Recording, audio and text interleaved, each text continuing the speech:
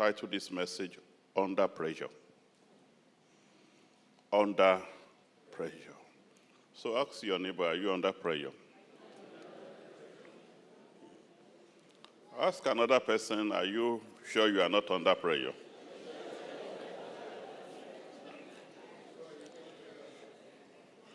When you are under pressure, it means, you look at King James Version or New King James Version, it will tell you you are being compelled. You are being pushed. And it says, be made to feel forced to do something. Being made to feel forced. Not that you are forced. You are being made to feel forced. And I want to say to you, Christian, that situations do happen that can put a believer under pressure. You either remain under pressure, go through pressure, but things will happen. Tell your neighbor it will happen. In Proverbs chapter 24, verse 10, 24:10, it says, if you faint under pressure, you have need of courage. And in New King James Version, it says, if you fail in the day of adversity, your strength is small. So, pressure can become an adversity. But the Bible is making you to understand it's not a reason for you to go under when there's pressure. Tell your neighbor, I will not go under pressure. So as I've told you, you have a choice to go above your pressure or you go under it. We were just reading the story of Saul. Saul was the king of Israel. Even a king can still be going through pressure. A king can be pressure. No matter your situation, no matter your title, no matter your position, there will always be one pressure or another. When you are trying to get married, there is a pressure, especially when you are arranging all the wedding. By the time you're getting on that altar, they are finished. It's like, they are ready to just fall down and rise. So, and that's just to tell you what prayer is capable of doing. So Saul was a king. The Bible says that the Philistines were constant, consistent enemy of Israel. Please note that. The Philistines, they were persistent enemies of Israel.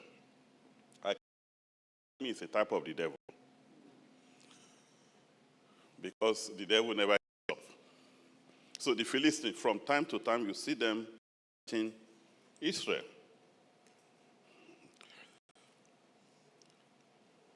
In Luke chapter 4, verse 13, Luke 4:13, the Bible says when the devil finished tempting Jesus in every way, he left him forever. For a while. For a while. So the Philistines were just a type of the devil. They kept coming back and coming back and coming back. And I don't know whether you have situations that have been repeated, putting you under pressure. Tell your neighbor, you are not alone. I realize that there is nothing that is happening to you or me that is peculiar to you.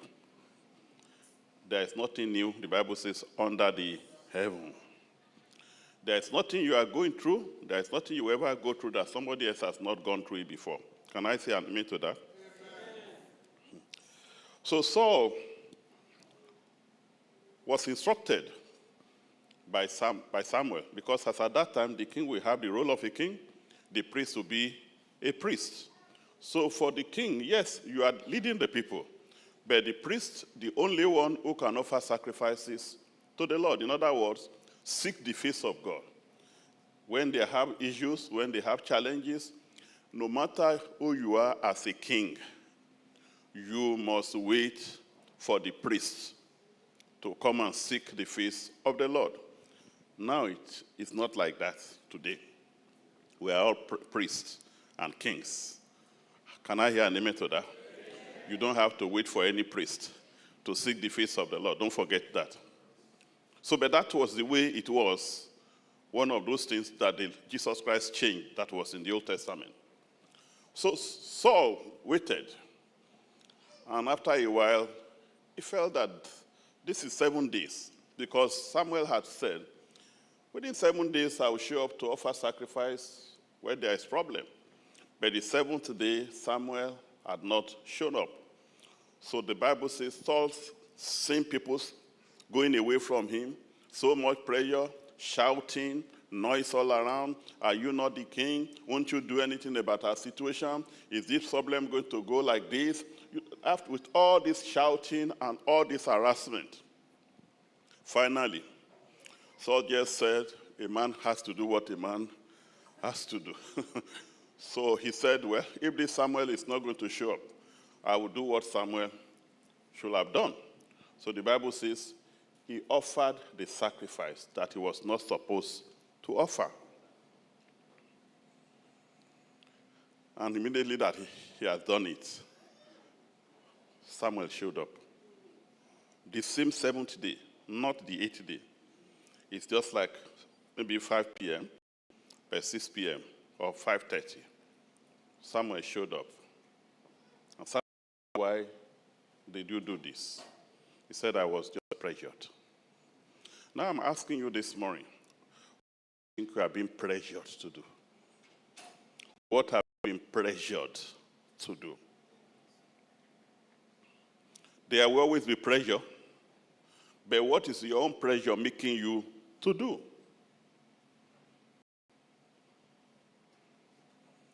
We are so quiet. I hope everything is right. Are you all right? All right.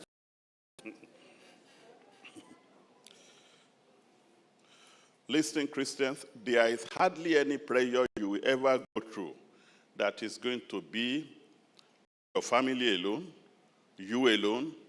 Pressure that I've been married for a long time. When will the children come? So many people, they have gone through that pressure. From time to time, I've realized is that everything that has troubled me in the past, I'll look at it and say, I shouldn't have troubled myself in the first place. Because you can't change the calendar of God. Whatever he wants to do, that's what he's going to do. But you see, some of us, we do not really understand that.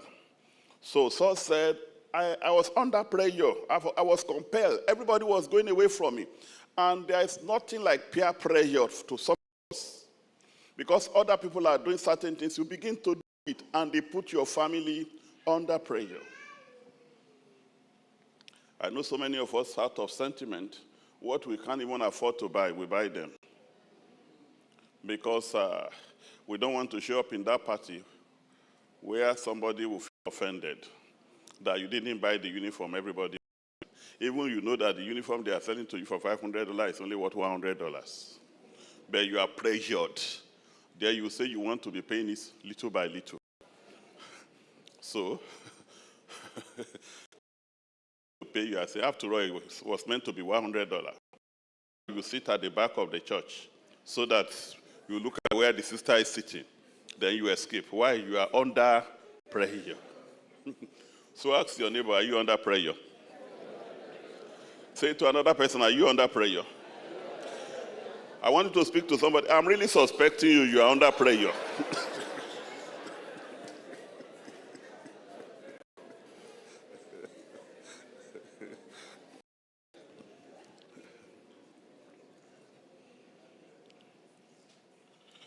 Listen, Christians, where we are going is that prayer that is not properly managed will be hijacked by the devil. Prayer not properly managed, the devil is over. And I know some people, they are going through stuff. What you needed to be thanking God to receive, you are now doing warfare because of what you have gotten yourself into. You know, it's amazing that the devil is not everywhere as we think. I hope you really understand that. I told Job, he said that when God was asking the devil, where are you coming from? He said, I'm just going to and fro. So it's not everywhere. But when he's going to and fro, what is he looking for? Somebody will invite him. That come and join me. I think I need to find solution to my problem.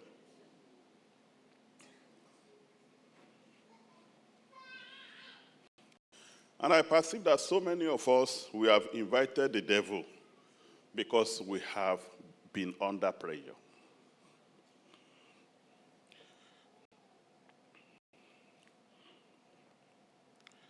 First Peter chapter verses 8 to 9. First Peter chapter 2, chapter 5. The Bible says, be alert, be on the watch of your enemy.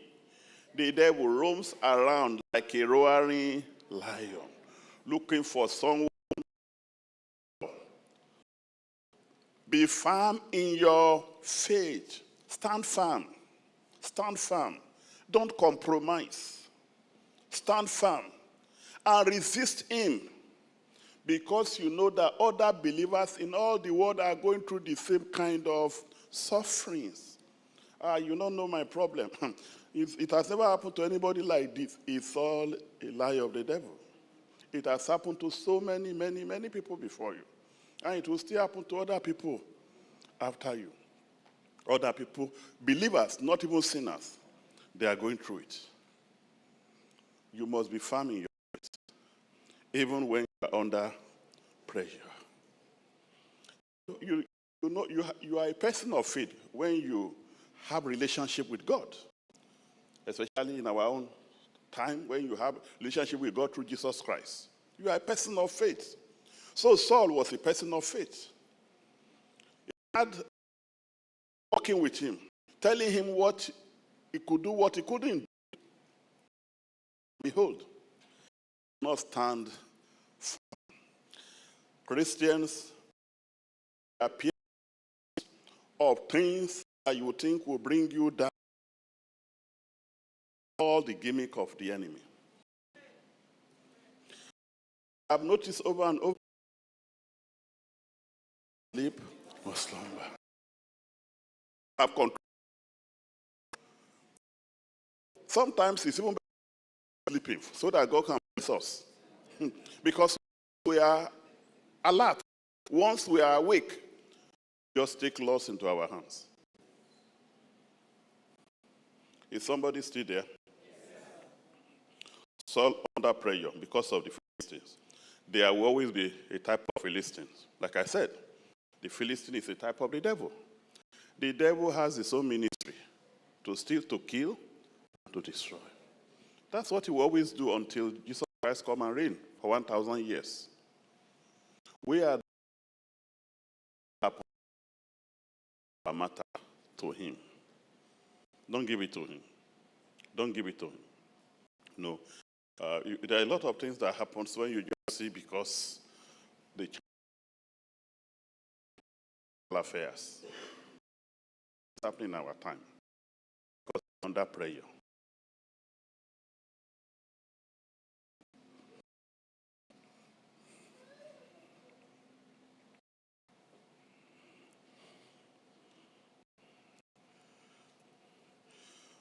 Pressure, Christians, will push you to make hasty decisions.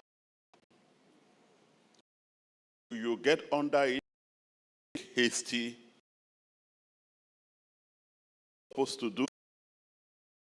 Even though this was about to elapse, but then it hasn't elapsed when God, through Samuel, showed up. Your duty is for him. Your duty is to wait for him. I've shared this with you before, and like I do tell you, my relationship with God has to do with my relationship with my parents. The same way my relationship with God is with myself and my children, so that, I want to practice what God does. When we were, the church was to go on night vigil. You will get there and you lead 5.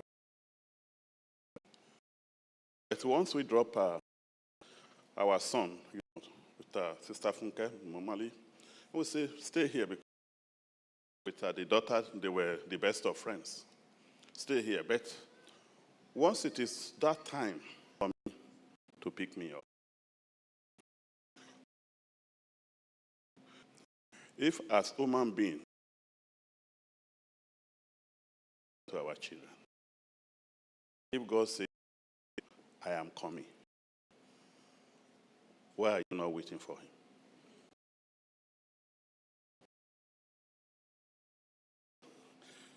You know, sometimes I think God prove yourself, God prove yourself.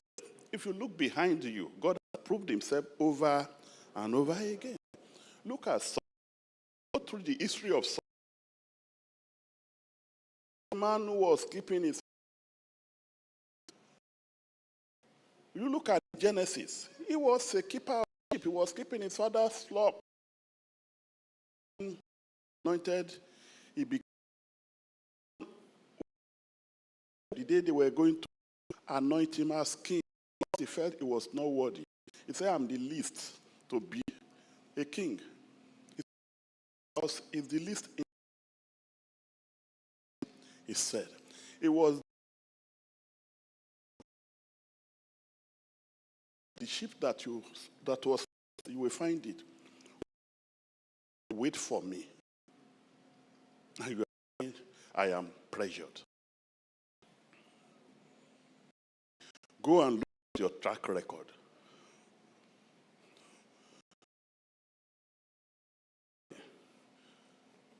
Because you never thought the marriage would come. You are under pressure.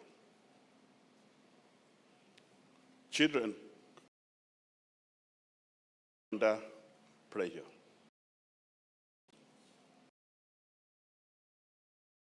You are under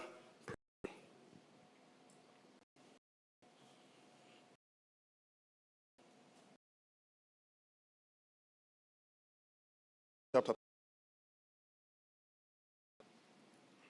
4.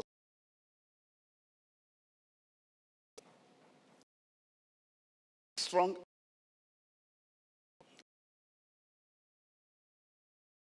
I'm asking you, are you of the Israelites hid in caves and holes, or among the rocks and wells? Jordan, they fled into the territories of Gad and Gilead. And the Bible says Saul was still at Gilgal, and the people with him were trembling with fear. He waited 7 days for Samuel, as Samuel had instructed him to do. But Samuel still had not come to Gilgal. The Bible says the people began to desert. One with God is majority. If God be for us, who can be against? Let people desert you, that you stay with God. Are you listening to me? Mm-hmm. Prayer can take you out of the will of God. And this is a serious matter. There are a lot of people who should be in ministry today. Bread and butter, wipe them out. Because you can't just be in the ministry without having something to sacrifice.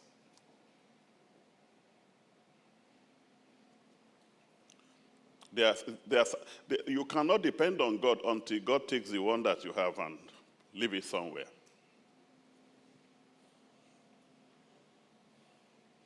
But when you put yourself under pressure, before you know it, you will desert the will of God. Please don't be under any pressure of any type at all. Either pressure of money, pressure of children, pressure of marriage. You are supposed to just go through the prayer. Don't go under it. Are you still there?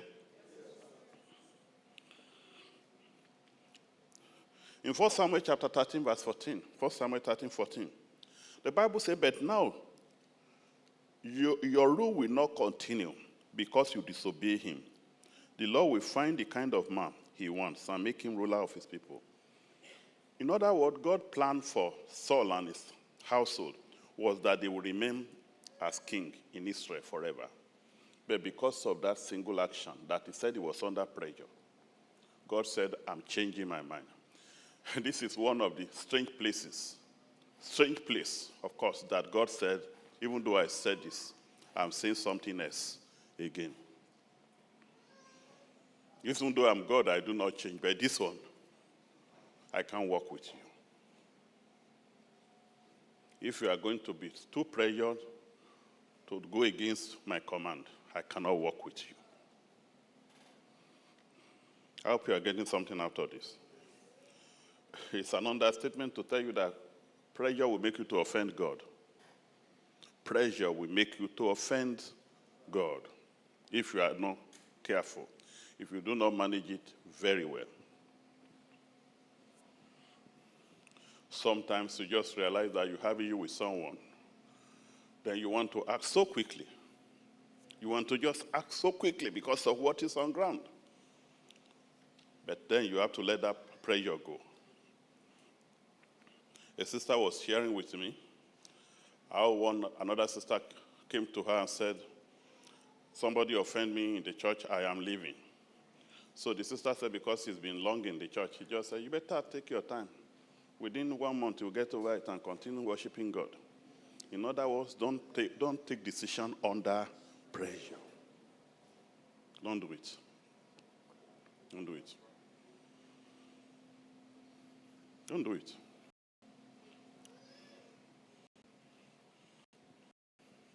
The friend who offended you yesterday might be your best friend tomorrow. Don't take decision under pressure. So many of us have done this. We have lost very good relationship because we took decision under pressure. Sometimes we have a genuine need. Oh, I thought my friend should have done this for me. I thought my friend should have done that for me.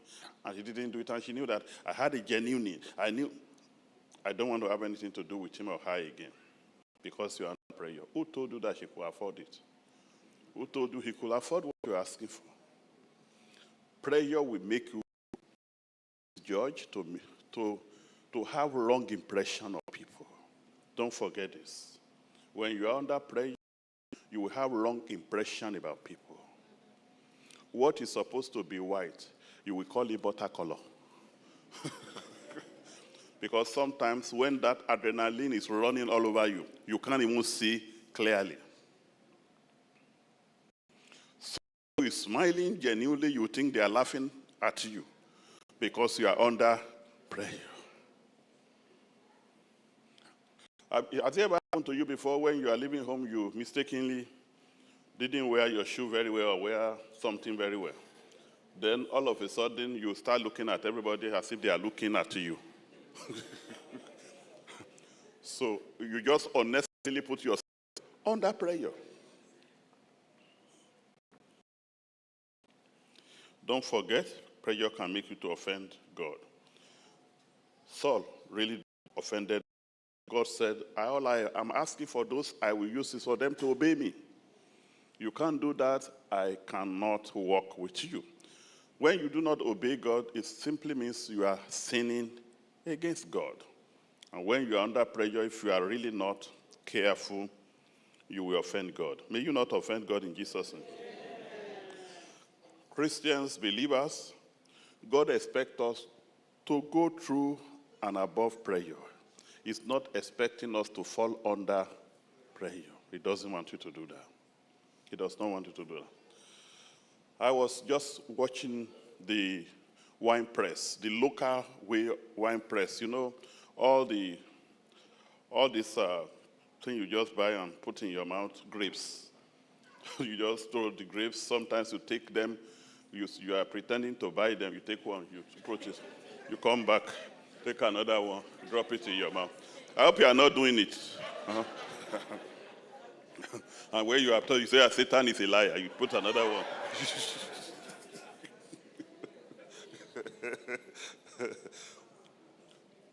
Without the wine press, that's the best you can get out of the grape.